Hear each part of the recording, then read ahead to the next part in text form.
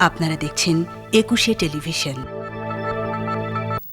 উত্তরাঞ্চল সহ দেশের বিভিন্ন স্থানে ঘন কুয়াশার সাথে বেড়েছে শীত, সেই সাথে দেখা দিয়েছে ঠান্ডাজনিত রোগ। শীতবস্ত্রের অভাবে হতদরিদ্র পরিবারগুলো রয়েছে দুর্ভোগে। গবাদি পশু নিয়েও বিপাকে পড়েছেন তারা।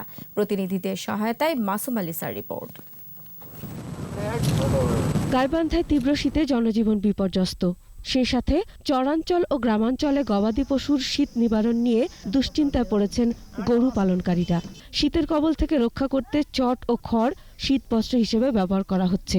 শৈলপল তো খেলা কাপড় গাও দিয়ে যাই হোক রাখছি, কিন্তু গরু বেশি যে অবস্থা এখন চট গাও দিয়েও তো আর রাখা যাচ্ছে না। ঠান্ডা নিজেও বাঁচা সেদে এখন গরু বাছুরও বাঁচা সেই রকম। বগুড়ায় বিপাকে পড়েছে নিম্ন আয়ের মানুষ।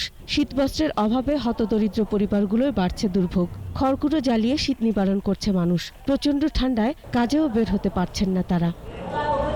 প্রচণ্ড শীত আর কদিন ধরে টানা শৈত্যপ্রবাহে সিরাজগঞ্জের ৬ উপজেলায় যমুনায় ৫০,০০০ জেলে চরম দুর্ভোগে রয়েছেন। বন্ধ রয়েছে মাছ ধরা।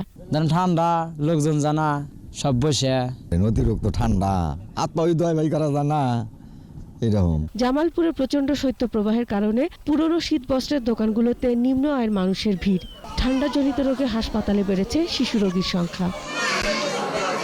চুয়াডাঙ্গায় সবচেয়ে বেশি দুর্ভোগে খেটে খাওয়া ছিন্নমূল মানুষ। দিন মজুর করে খায়, তাদের খুবই কষ্ট হয়ে গেছে এখন। শীতের আচ্ছন্ন তারা কোনো কাজই করতে পারছে না। মাসুম আলিসা, ২১শে টেলিভিশন।